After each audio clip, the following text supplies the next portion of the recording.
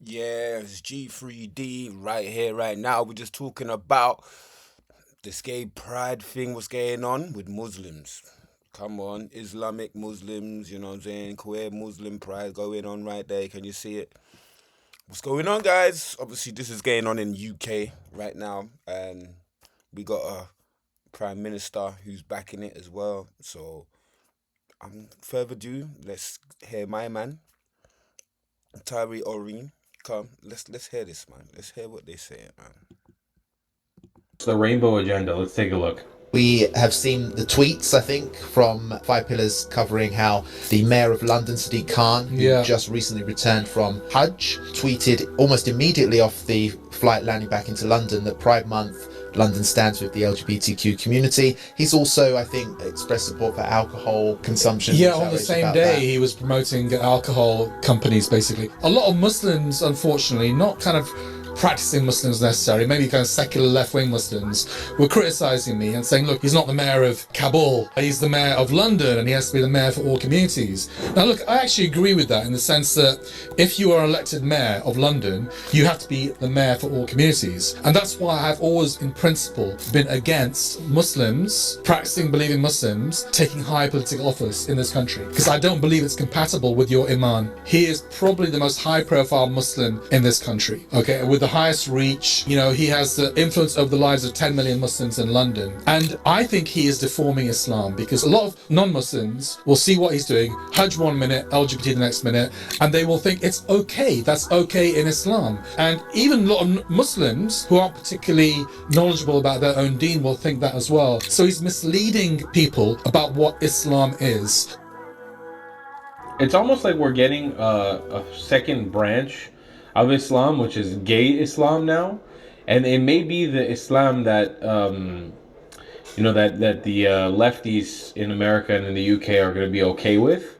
But here's Paul Joseph Watson on this exact thing, on how the left was betrayed for Islam. Against actual oppression of gays in Muslim countries is labelling people who draw attention to Islam's rampant homophobia as divisive isn't going to stop Islam's violent hatred towards gays. Calling the Orlando massacre a mass shooting so you can demonize the Second Amendment and absolve Islam of blame isn't going to stop Islam's violent hatred towards gays. Equating Christians who refuse to bake gay wedding cakes with jihadists who gun down homosexuals in cold blood isn't an argument. Hugging a Muslim isn't going to stop an ideology that literally wants to destroy Western civilization. But Omar Mateen is an extremist. How dare you blame all Muslims for terrorism? Really? So you think Islam's hatred for homosexuals is a belief only held by extremists? They always can come with the same accusations. This speaker supports death penalty for homosexuals. This speaker supports death penalty for this crime or that. He is homophobic. They subjugate women, etc., etc., etc. It's the same old stuff coming all the time. And I always try to tell them that, look, it's not that speaker that we're inviting who has these extreme radical views, as you say. These are general views that every Muslim actually has. Every Muslim believes in these things. Just because they're not telling you about it, or just because they're not out there in the media, doesn't mean they don't believe in them. So I will ask you, everyone in the room, how many of you are normal Muslims? You're not extremists, you're not radical, just normal Sunni Muslims. Please raise your hands. Everybody, mashallah, subhanallah. Okay, take down your hands again. How many of you agree that men and women should sit separate? Please raise your hands. Everyone agree. Everyone agree. Brothers and sisters. Subhanallah. So it's not just these radical sheikhs then. Allahu Akbar. Next question. How many of you agree that the punishments described in the Quran and the Sunnah, whether it is death, whether it is stoning for adultery, whatever it is, if it is from Allah and His Messenger, that is the best punishment ever possible for humankind. And that is what we should apply in the world. Who agrees with that? Allahu Akbar. Are you all radical extremists? Everybody wants to get there. SubhanAllah. So all of you are saying that you are common Muslims, you all go to the different masajids, no way, or are you like a specific sect, like the Islam net sect or anything like that? Are you like that? No. Are you like that? Please raise your hand if you're like this extreme Islam net sect or anything like that. No one. Allahu Akbar. How many of you just go to these normal masajids in Norway, the normal Sunni mosques? Please raise your hands. Allahu Akbar. In case you missed that, let me explain it to you. You just watched a room full of so-called moderate Muslims in a Western country unanimously agree that all gays should be executed. Do I need to talk to you about the Muslim cleric at an Orlando mosque who called for all gays to be executed just weeks before Mateen's massacre? Do I need to talk to you about how 52% of Muslims in the UK think homosexuality should be criminalised? All right. Let me say what I'm going to say. I'm Steph, because you're a batty man. I don't know about all that. I mean, I know this is 2026 now. I'm not gonna accept it in my crew or in my clan or in my religion. Nah, man. Them have their own religion. Make them do their thing. Because God is the one that's gonna judge. You get me? God that gonna judge, you know.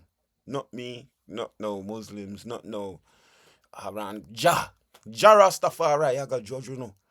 So make them play it out, man. You know what I mean?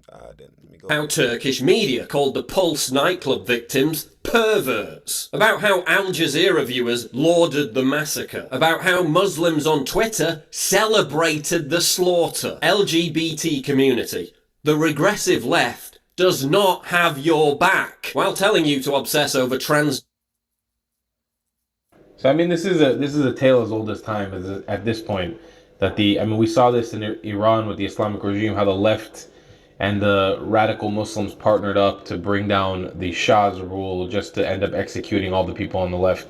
It's the same ideology that carries on to today. Here's a Muslim TikToker lambasting Sadiq Khan for supporting Pride. Sadiq Khan, you baffle me. How does one go from just days ago being stood at the plains of Arafah on the best day of the year when Allah descended to the lowest heaven to hear the du'as of the Hujjaj, which you are a part of, where I'm sure you asked Allah for His forgiveness, I'm sure you must have expressed your gratitude to Allah, and I'm sure you must have asked Him for His guidance, to then, just days later, calling for the hundreds and thousands to gather on the streets of London to celebrate LGBTQ, something that is diametrically opposed to Islam. What on earth would drive you to do that? See, what I think it is desperate attempts to be accepted. But you never will be accepted. So long as you claim to be Muslim and have a brown face, there will always be some resistance towards you, regardless of which principles of Islam you give up in the process. And quite frankly, it's frustrating for the rest of us. When the likes of you in public places act as if values that are diametrically opposed to Islam we are okay with, then it confuses people about what Muslims tolerate and don't tolerate. She's actually correct. You are pretending, Sadiq Khan is pretending to live in this bubble of Islamic tolerance when he would be the first to be executed by his kind, given the rules would be okay. And here is Islam doesn't accept LGBT. For this trans lady, a recent Muslim convert probably shows Islam as welcoming to all by attending a mosque that celebrates Pride. Out to play ball so we could boo them. Mama said that it was okay. Mama said that it was You can't come into my Well, church this with that mosque shit. does. That's what you can't come in my Well, church. doesn't this mosque just show you something else? I don't know what to tell you. I mean, it's not none of the mosques that I know of or have ever been to would accept a person, Nah, you can't come into my a gay place of person, worship LGBTQ with person this in it. Well, this is a boogery. massive surprise. How did nobody spot this? it turns out that Islam and the LGBT community might not actually be natural allies after all. What a fucking shocker. Let's dig into this, if this is real or not, if this is just propaganda by the Zionist media. This is comical. This will hopefully make you laugh. It looks like there's trouble in camp. It looks like the two sides are not very happy with each other. Which two sides am I talking about? I'm talking about the Islamic side and the LGBTQP plus side. They've had a bit of a falling out. So you may have seen that there's been a strange alliance forming in this country. Independent Islamic politicians and Islamic bodies have formed, like the Muslim Vote, for example, have formed an alliance with the Green Party and with the radical lefties. And you often, if you look at a lot of the marches and a lot of the protests and things in this country, you will often see signs that say things like queers for Palestine, gays for Palestine, LGBTQ and Islam, etc., etc. And those of us who don't belong to either of those groups always scratched our chins a little bit and thought, well, how does that work?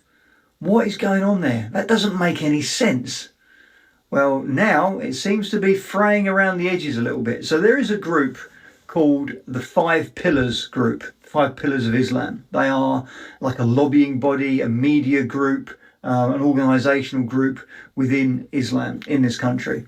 And they have put out a document, how to navigate LGBTQ Pride Week, Pride Month in the UK. So you may or may not know, but Pride Month is coming up in this country. I don't actually know when it started. It might even be this month. It might be the month of June. I don't know. Let me tell you, man. One time I must have went down Oxford Circus, bro. And yeah, I must have got caught up in the Pride Month. Obviously, there I am, trying to hustle, muscle. I came across a walking dolly. I mean, this woman or guy, whatever it was, it just looked like a doll. And I was shook. Obviously, I was more concerned about all these flaming homos, but yeah, boy, that doll shook me. I had to get out of there. I was panicking. But yeah, that gay pride stuff. Drop it out, god damn it. If you're not gay, don't go there, bro. You're gonna cry. But Five Pillars have put out a document basically trying to advise Muslims, trying to advise observant Muslims how to deal with it, how to cope with it, what you should do if you encounter it, how to get around it, etc., etc. And the gay pride side of the fence, the LGBTQ community, are not very happy. They've thrown all their toys out the pram. And it begs the question, what did both sides think was going to happen? Were they unaware of the beliefs and practices of the other side when they formed this alliance? Were the gay pride and LGBTQ people not aware that Islam isn't very fond of gay people or trans people, particularly in fully Islamic countries? Some Islamic countries throw them off of roofs. So that was a bit strange from that perspective. And were the Islamic side just not aware of what the rainbow flag stood for, what these people stood for? Zach Polanski, or David Paulden to give him his real name, the Tit Whisperer to give him his comic name, is a gay, openly gay Jewish man. And yet he formed an alliance with the Muslim Vote. How did he think that was going to play out? How did he think that elected Islamic representatives, whether that's at local council level or at Westminster parliamentary level, what did he think they were going to vote? On what lines were they going to vote when they were voting on issues around gay or LGBTQ, sorry, I always get it wrong, issues? Did he really think they were going to side with him and vote with him? The whole thing's bonkers. It's laughable. It makes me chuckle, to be honest. And as I say, the alliance hasn't lasted very long. It's fraying around the edges. Did you see the fabulous picture from a couple of weeks ago of the Greens? I think he's even their deputy leader, a little short fella called Mothin Ali, standing next to the newly elected Green representative. We saw that who one. was about a foot trans. taller, was on the surface at least supposedly female, but clearly either still was or had been a bloke. Did you see the picture of them standing next to each other? It was comedy gold. It was so funny. The look on his face, the look on both their faces was worth its weight in gold. And surprise, surprise, it's all falling apart. Can't say I'm surprised. It's not surprising because it's like if, I don't know, it's like if, I don't know, if it's like if Americans and Russians right now, or at least the American government, because I think people to people is possible, the American government, the Russian government, would just all of a sudden like pretend like everything's okay, and they don't have a massively different outlook on the life, on life and on the world around them, and just pretend to come together. It just doesn't work out. These are different worldviews. 5 Pillars has compiled a brief guide for Muslims living in the West on how to navigate LGBTQ Pride Month during June. Practical guide for Muslims on how to navigate the Pride Month. That's just fucking hysterical. And here's Queers for Palestine finally getting a reality check. Palestine in this case is like criticizing the lifeboat for not being a yacht. Well, by the way, this is from Cyberpunk Dingo. We love this guy. We actually emailed back and forth